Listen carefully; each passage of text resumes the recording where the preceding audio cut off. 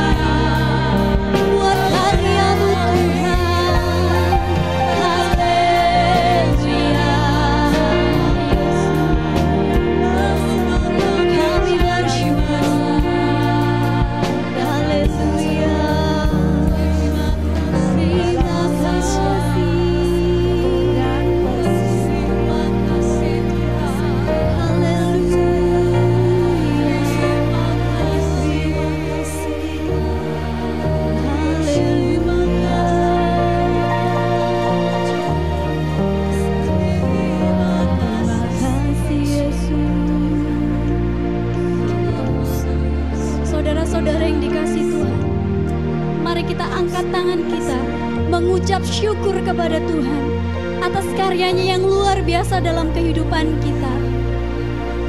Terima kasih Tuhan Yesus, terima kasih Tuhan buat karya terbesar dalam kehidupan kami. Terima kasih Tuhan, kami bersyukur. Terima kasih Tuhan Yesus. Haleluya, amin. Saudaraku, kasihnya Yesus itu lebih dari segalanya. Kasih orang tua kita lah, kasih suami istri kita lah, kasihnya orang di dunia itu masih di bawahnya kasih Tuhan Yesus. Mari kita bersama-sama katakan bahwa kasih Yesus lebih dari semua.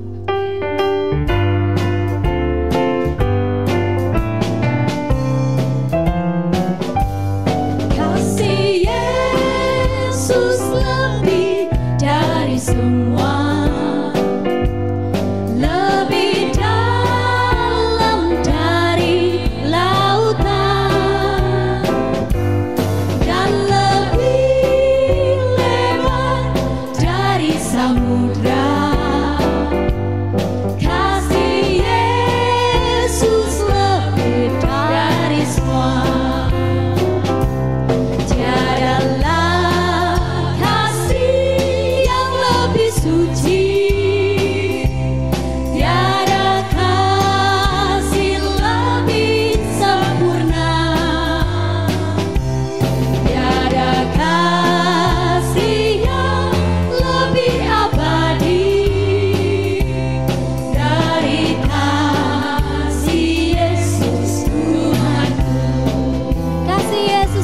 dari semua. Yesus Lebih dalam dari lautan. lebih dalam dari lautan, Bahkan lebih lebar dari samudra. lebih lebar dari samudra. Kasih Yesus lebih dari semua. Sungguh tiada kasih sepertinya. Tiadalah kasih yang lebih suci, tiada kasih lebih sempurna, tiada kasih yang lebih abadi dari kasih Yesus Tuhanku. Tiadalah kasih yang lebih suci, tiada kasih lebih sempurna, tiada kasih yang lebih abadi dari kasih Yesus Tuhanku. Dari kasih Yesus. Dari kasih Yesus Tuhanku.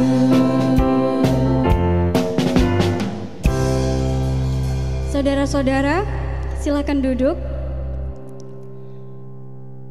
Seringkali, dan bukan seringkali ya, kita sendiri merasakan bahwa kasihnya Tuhan Yesus itu nyata buat kita.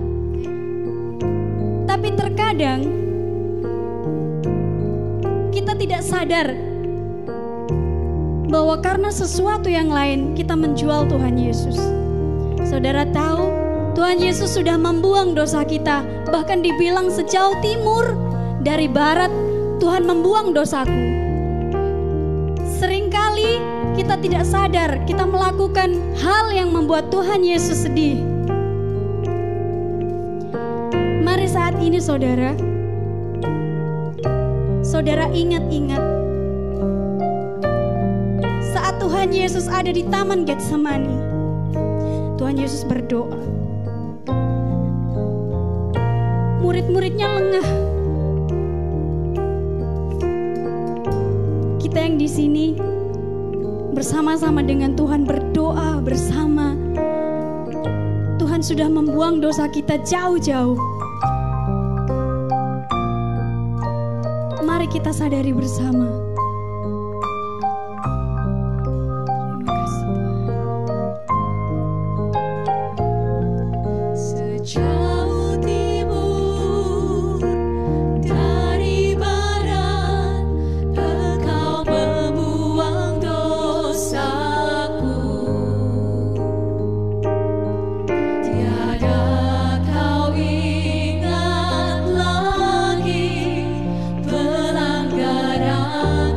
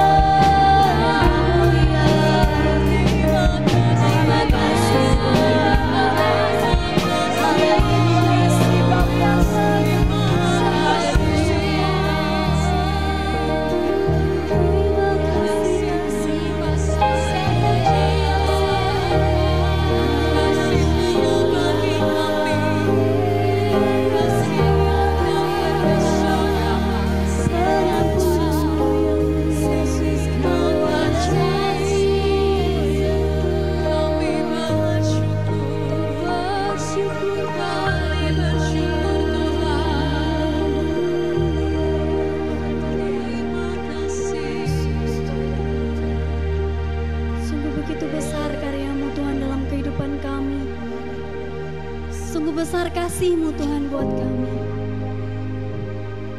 Saudaraku yang dikasihi Tuhan, Tuhan tidak memandang siapa kita. Tuhan tidak memandang seberapa besar apa dosa kita di hadapannya. Tuhan tidak pernah memandang. Tuhan mengampuni setiap kita tanpa memandang kita siapa.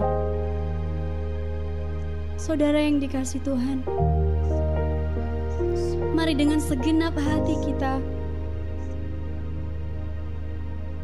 katakan kepada Tuhan, betapa besar kasih-Mu Tuhan. Betapa besar kasih pengampunan-Mu Tuhan. Tak Kau pandang hina hati yang hancur.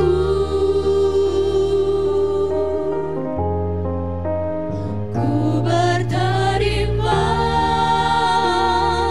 kasih kepadamu ya Tuhan. Pengampunan yang Kau beri pulihkanku. Pengampunan-Mu memulihkanku Tuhan. Pengampunan yang Kau beri pulihkanku. Sungguh pengampunan-Mu memulihkanku Tuhan. Pengampunan yang Kau beri pulihkanku.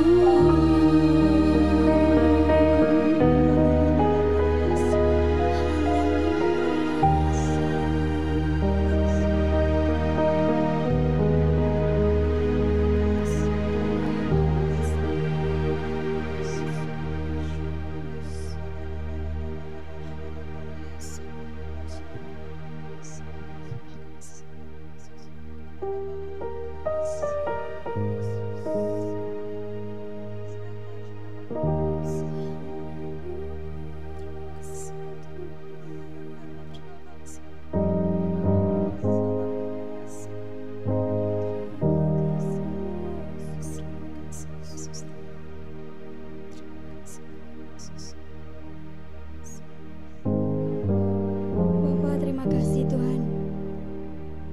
Sungguh Engkau benar-benar kasih yang sempurna. Sungguh benar-benar Engkau kasih yang sejati dalam kehidupan kami. Terima kasih Tuhan, terima kasih. Engkau rela menderita untuk kami.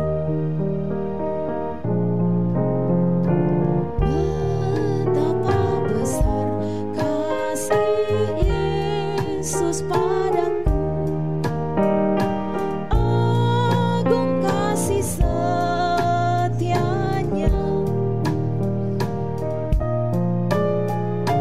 relakan diri terjual sebagai hamba agar aku terlepas.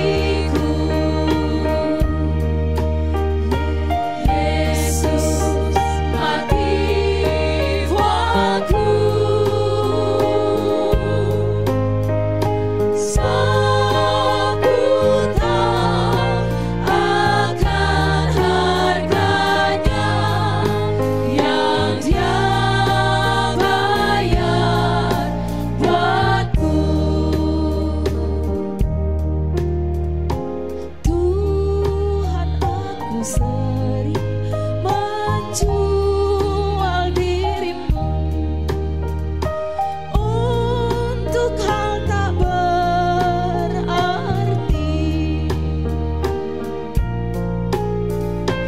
namun Engkau telah membayar dosaku dengan harga darahmu.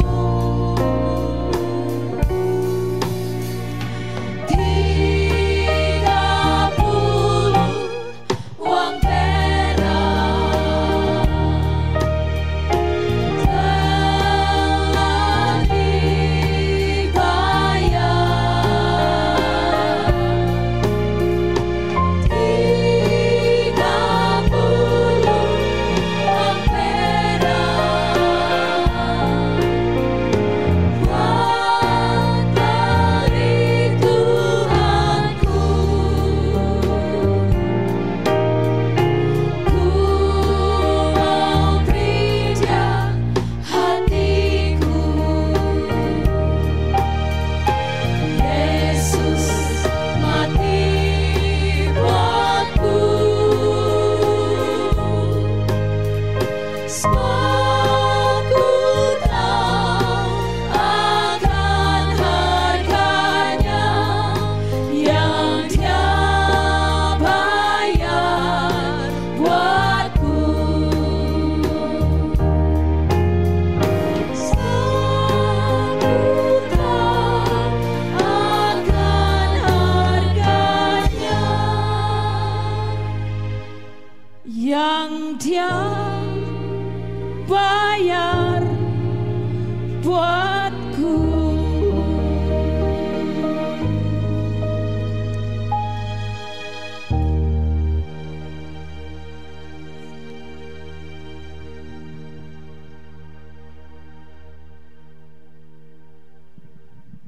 Kami bersyukur Tuhan Yesus, sebab Engkau sangat mengasihi kami. Biarlah kami juga menunjukkan bukti bahwa kami mengasihi-Mu Tuhan. Terima kasih. Kami bersyukur untuk saat ini kami boleh diperkenankan untuk mendengar firman-Mu. Tuhan, tolong kami mendengar. Tuhan, tolong kami mengerti. Tuhan, tolong kami melakukan firman-Mu. Di dalam nama Tuhan Yesus. Amin. Shalom saudara yang dikasihi Tuhan. Kita bersama-sama kembali merenungkan firman Tuhan. Saya mengajak kita membuka Injil Matius pasal 26. Matius pasal 26 ayat 14 sampai 16. Matius pasal 26 ayat 14 sampai 16.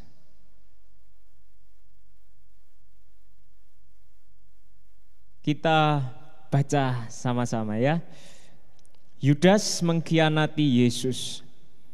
Kemudian pergilah seorang dari ke-12 murid itu yang bernama Yudas Iskariot kepada imam-imam kepala. Ia berkata, "Apa yang hendak kamu berikan kepadaku, supaya aku menyerahkan dia kepada kamu?" Mereka membayar 30 uang perak kepadanya.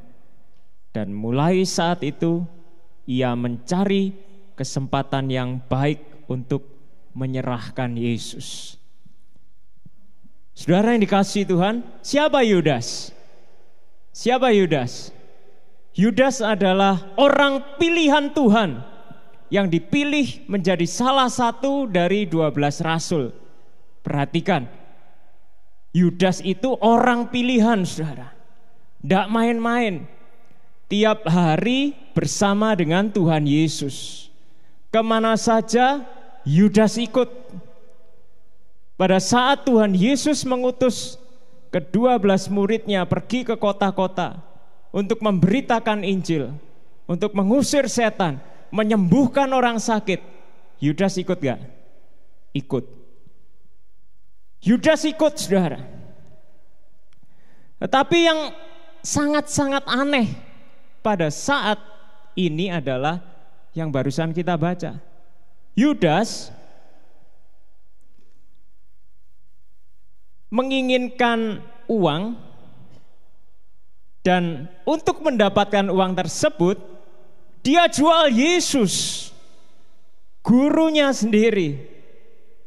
Dia jual Yesus. Saya tidak tahu apa yang ada di pikiran Yudas, saudara.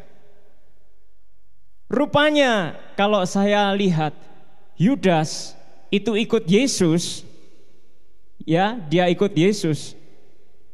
Dia punya maksud lain di balik dia ikut Yesus. Tuhan Yesus kita tahu diagung-agungkan sebagai Mesias, Raja. Dalam benaknya orang Yahudi pada saat itu, Yesus ini Raja Israel, anak Daud. Dia yang akan berkuasa atas Israel, dia yang akan mengembalikan kerajaan Israel pada kejayaannya. Dan 12 murid ini bisa-bisa jadi anggota kabinetnya Tuhan Yesus. Mungkin di dalam benaknya mereka, ya, ada Petrus kira-kira kalau jadi menteri apa, saudara? Menteri apa? Menteri? Ya gak tahu, gak jelas ya. Mungkin ada Andreas, menteri dalam negeri. Nah, Yudas ini sebelum ada jabatan menteri-menteri sudah dapat jabatan dari Tuhan Yesus. Apa jabatannya? Bendahara. Jadi dengan kata lain bisa jadi Yudas ini calon menteri keuangan, saudara. Yudas ini calon menteri keuangan.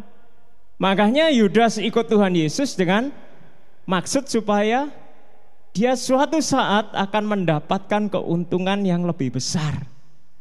Kalau saudara perhatikan, saudara baca ayat-ayat yang lain, di situ saudara akan menemukan bahwa Yudas selama ikut Yesus, dia yang pegang uang kasnya Tuhan Yesus, itu dia sering curi untuk dirinya sendiri. Kebiasaan ini dibawa terus oleh Yudas selama ikut Tuhan Yesus. Perhatikan saudara yang dikasihi Tuhan. Kalau seseorang mempunyai kelemahan pada dirinya sendiri, dan itu dibawa selama dia mengiring Tuhan Yesus, dia tidak lepaskan itu, suatu saat akan jadi bencana. Dan bencana itu seperti yang kita barusan dengar. Yudas kebiasaan mencuri, tapi tidak bertobat, saudara. Dan dia akan melakukan dosa yang lebih besar. Tidak main-main. Dulu uang kas yang dicuri, sekarang Yesus dijual. Karena apa? Harganya tinggi, saudara. Harganya Tuhan Yesus tinggi. Karena itu dia tawarkan pada penawar tertinggi juga. Dia langsung cari imam-imam kepala. Kalau aku jual Yesus, kau kasih aku uang berapa? Berapa yang aku dapat? Deal-dealan, saudara, 30 uang perak. Saya menduga kalau Tuhan Yesus dijual, Tuhan Yesus ditangkap oleh imam-imam kepala, pastinya Tuhan Yesus akan disidang. Karena Yesus ini orang baik, tidak mungkin kedapatan kesalahan. Jadi kemungkinan besar Tuhan Yesus akan dibebaskan kembali. Dan ketika Tuhan Yesus dibebaskan kembali, bagaimana posisi Yudas? Masih ikut Yesus. Yudas masih ikut Tuhan Yesus. Jadi perkiraan saya, Yudas mengira nanti setelah Tuhan Yesus dilepaskan,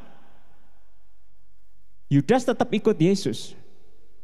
Yudas sudah punya 30 uang perak dan tetap bisa ikut Yesus. Kelihatannya yang ada di benak Yudas adalah itu, saudara. Jadi Yesusnya dia tetap dapat, dia tetap ikut, plus uang 30 uang perak. Nah, saudara yang dikasihi Tuhan, bukankah pada zaman ini pun ada orang-orang Kristen yang berpikir bahwa ikut Yesus tetap ikut Yesus, ke gereja tetap ke gereja, percaya Yesus tetap percaya, tetapi plus kesenangannya semuanya terpenuhi. Yesus dapat, dunia dapat. Apakah ini benar, saudara? Tuhan Yesus pernah mengajar kepada murid-muridnya. Kita buka sama-sama Lukas. Injil Lukas pasal 16. Lukas pasal 16 ayat 13. Lukas pasal 16 ayat 13. Begini bunyinya. Seorang hamba tidak dapat mengabdi kepada dua tuan, karena jika demikian ia akan membenci yang seorang dan mengasihi yang lain, atau ia akan setia kepada yang seorang dan tidak mengindahkan yang lain. Kamu tidak dapat mengabdi kepada Allah dan kepada Mamon. Apakah Yudas mendengar pengajaran ini, saudara? Yudas dengar. Apakah saudara yang di sini juga dengar pengajaran ini? Kita dengar. Apakah Yudas melakukan pengajaran ini? Tidak. Apakah kita yang di sini melakukan pengajaran ini?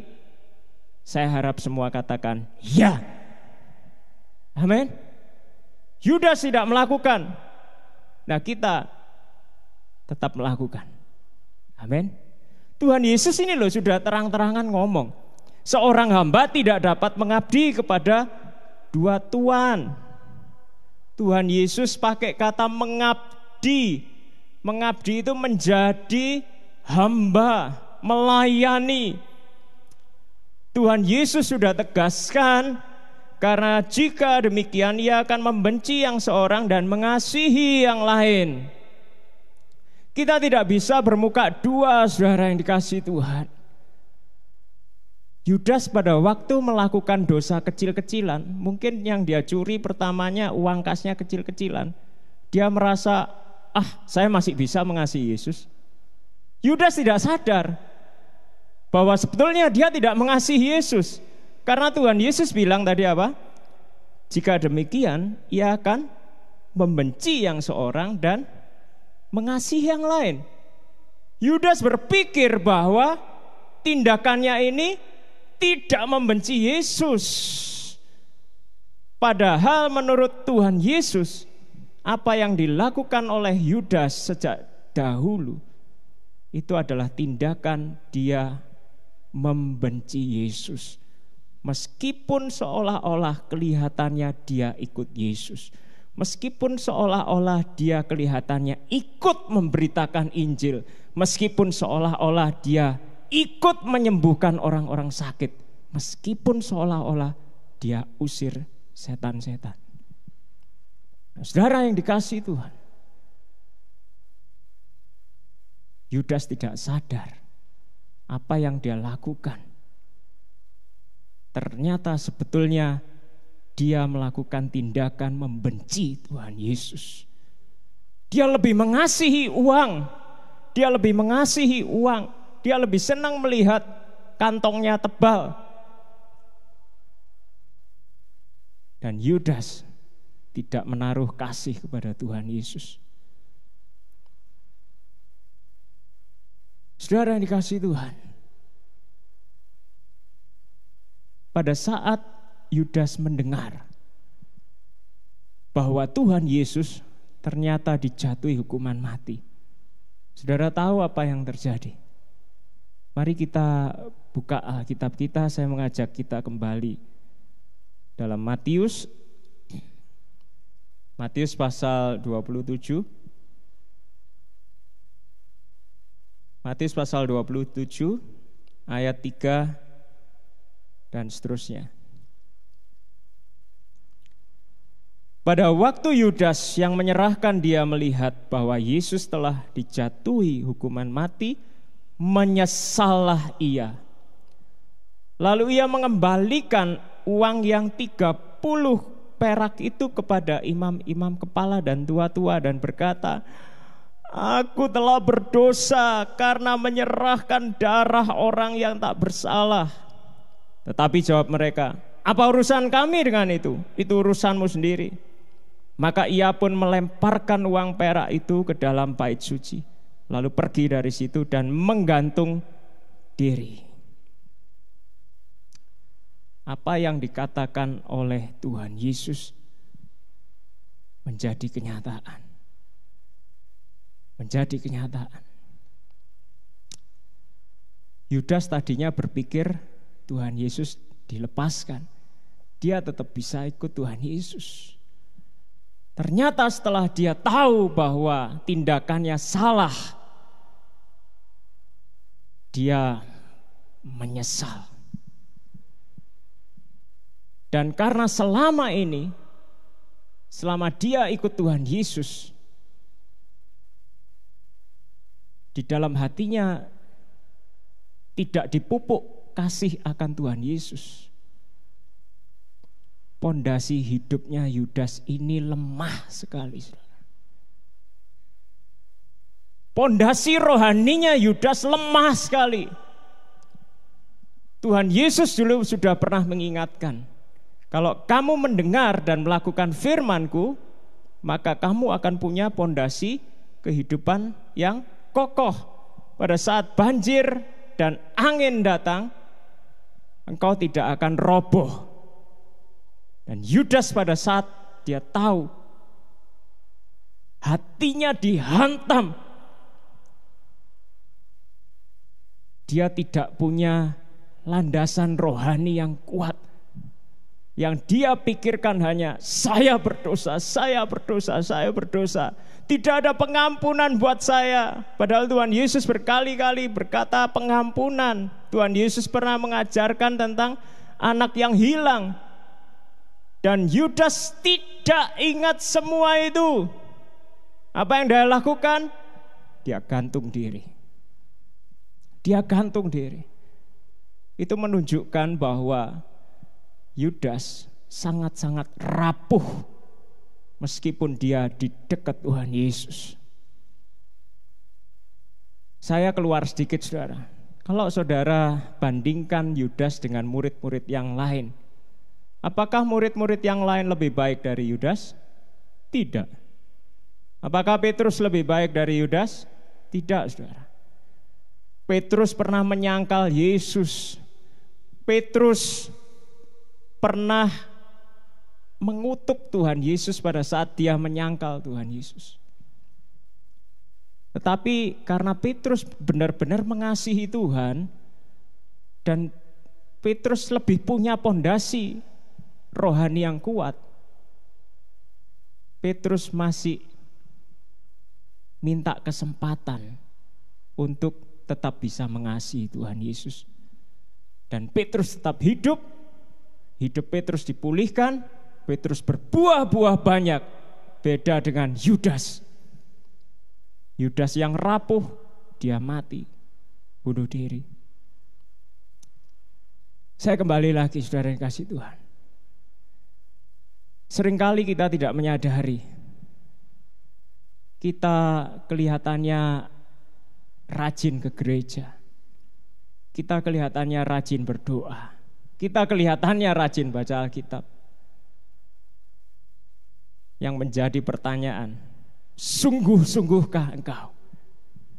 Pada saat engkau ke gereja, memang dasarnya engkau mengasihi Yesus. Pada saat engkau berdoa, memang dasarnya engkau mengasihi Yesus. Pada saat engkau baca Alkitab, pada dasarnya engkau memang mengasihi Tuhan Yesus.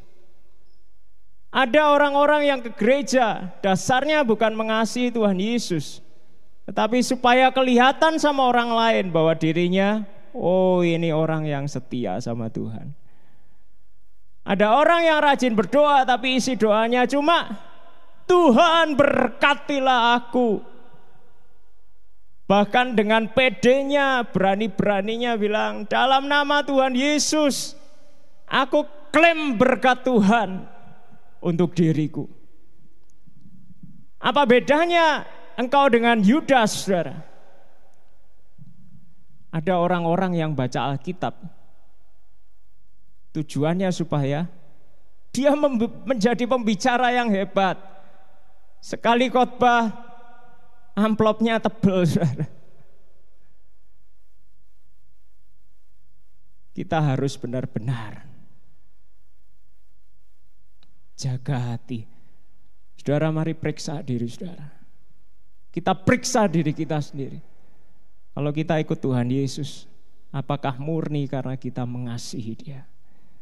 Kalau kita ikut Tuhan Yesus, apakah dasar kita ikut Tuhan Yesus adalah karena saya hamba dan Dia Tuhan? Apapun yang Tuhan hendak lakukan atas saya, biarlah itu terjadi. Apakah ada sikap dan hati hamba dalam hidup saudara?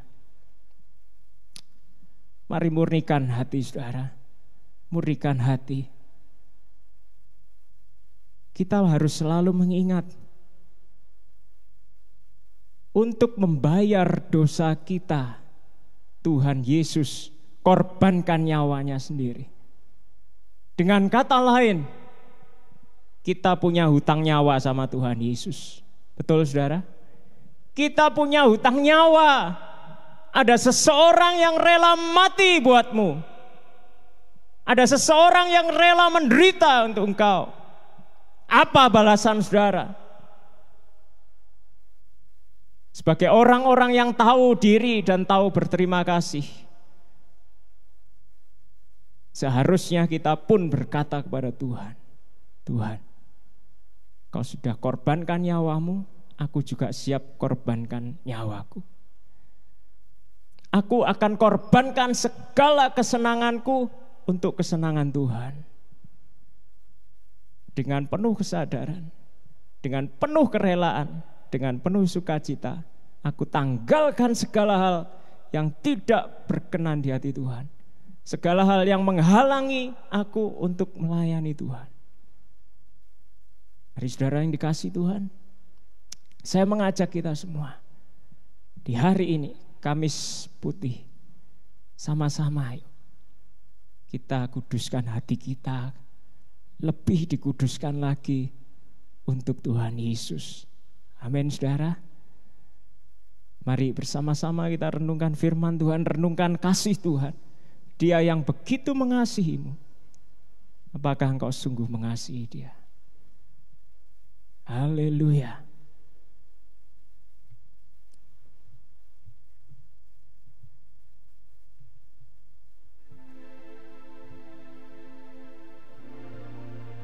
Terima kasih Tuhan.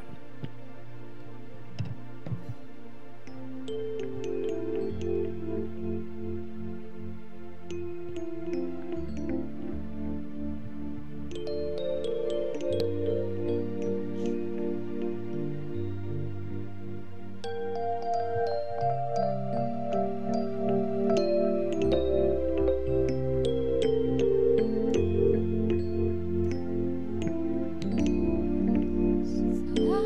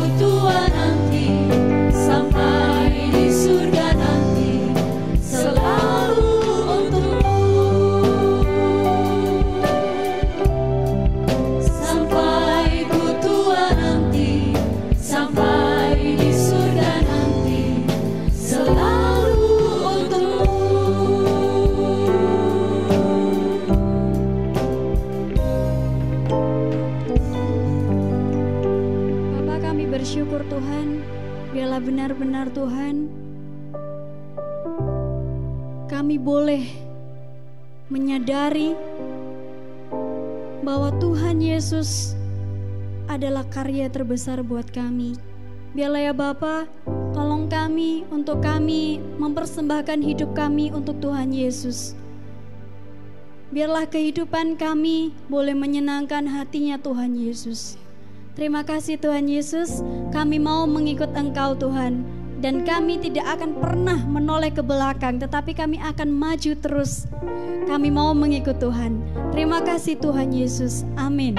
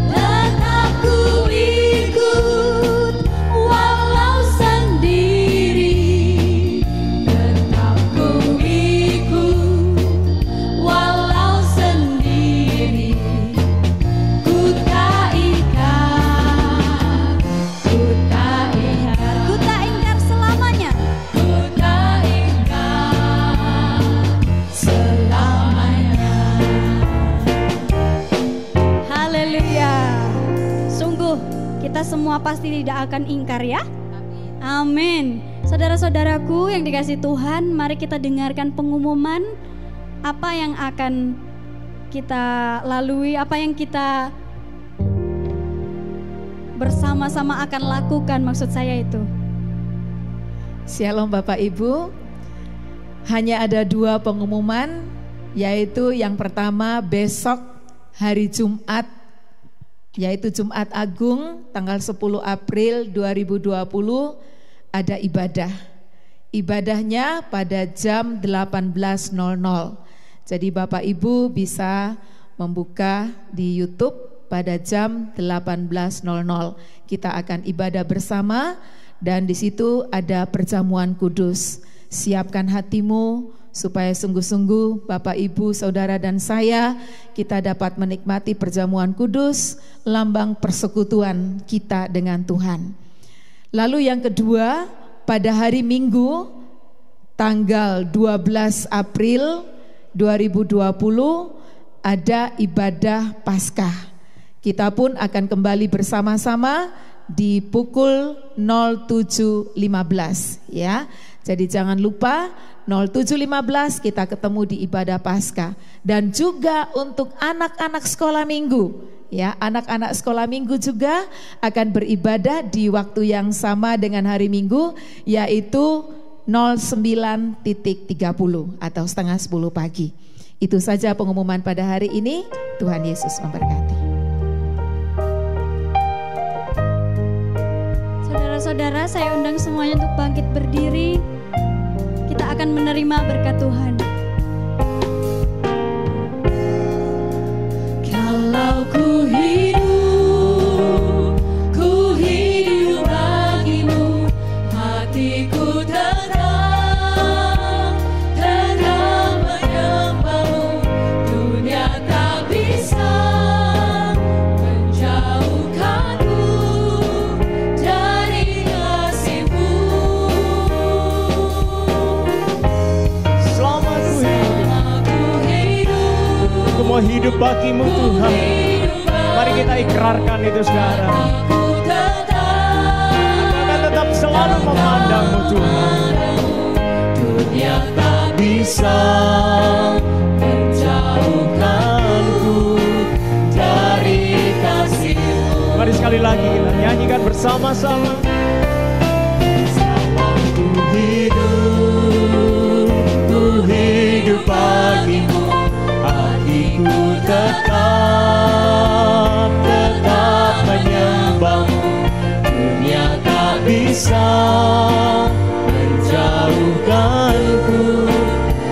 dari kasih-Mu.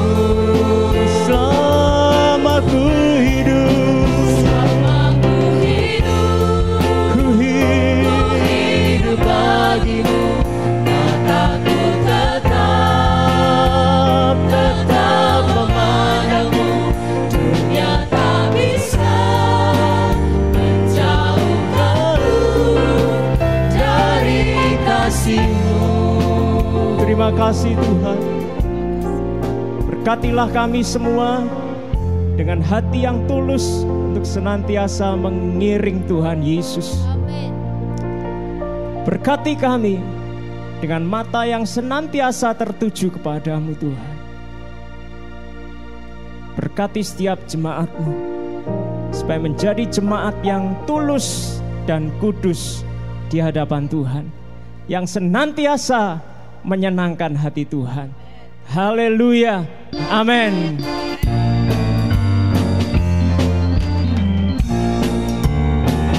Mengikut Yesus keputusanku, mengikut Yesus keputusanku, mengikut Yesus keputusanku. Ku tak ingkar, tetap ku ikut, walau sendiri, tetap ku ikut, walau sendiri, tetap ku ikut, walau sendiri. Ku tak ingkar, ku tak ingkar